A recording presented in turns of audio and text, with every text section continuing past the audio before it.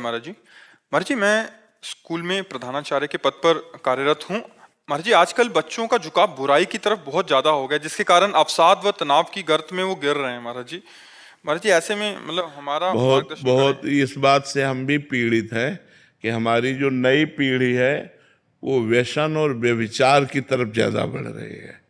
दो बातें अधिकता पाई जाती है, और जिस ये दो बातें जहाँ होती हैं वो सब कुछ नष्ट कर देती हैं।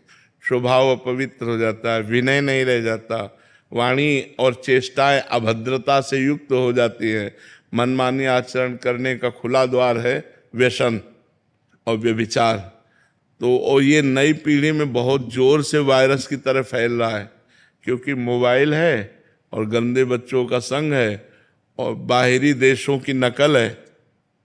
जो पाश्चात्य देश हैं बाहरी, उनमें तो भोग प्रधानता है, तो पहनावा ओढ़ावा बातचीत और भोग विलासिता वो सब मोबाइल में है। आप बैठे बैठे सर्च कर लो, कहीं का भी कुछ भी देख सकते हो। तो जो गृहस्थ धर्म की क्रियाएं हैं वो जब सयाने लोग होते थे तब उनकी मानसिकता में उनका प्रवेश होता था। अब नवजात बच्चे जो हैं उनको खेलने के लिए मोबाइल दे दिया जाता है, तो जैसे जैसे वो बड़े हो जाते हैं फिर वो मोबाइल में बहुत प्रवीण हो जाते हैं, उसी में आसक्त हो जाते हैं। तो हर गंदी बात मोबाइल से सीखने के लिए तो बहुत सद्गुण भी है मोबाइल में।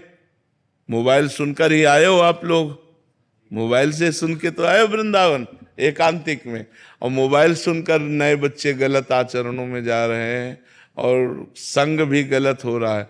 एक बच्चा गलत होगा तो 50 को गलत कर देगा।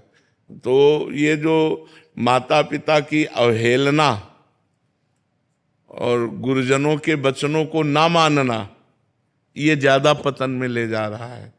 अगर हम अपने टीचर की, अपने शिक्षक की बात पर ध्यान दें, अपने माता पिता की बात पर ध्यान दें, तो हमारा जीवन उज्जवल होने लगे। लेकिन न तो कोई गुरुजनों की बात पर ध्यान देता है। अच्छा, शास्त्र स्वाध्याय का कहीं कोई संयोग नहीं, रुचि नहीं रह गई शास्त्र स्वाध्याय की। टेलीविजन और ये मोबाइल ने शास्त्र स्वाध्याय की तो बातें ही हटा दी एक तरह से, कि कोई बैठ करके रामायण को, भागवत को, गीता को अध्ययन करे, ऐसा तो बहुत कठिन हो गया। पहले घरों में, गांव में बता रहे हैं, दीपक जला लिया गया और रामायण अर्थ सहित पढ़ रहे हैं। 10-20 बूढ़े लोग बैठे हुए हैं, तो घर में हो रही तो कानों में तो पड़ती थी बच्चों के। अब वो सब बातें, पूजा हो रही, आरती हो रही, भगवान नाम कीर्तन हो रहा है। गांव का एक बढ़िया माहौल था, वहाँ सांसारिकता नहीं थी। तो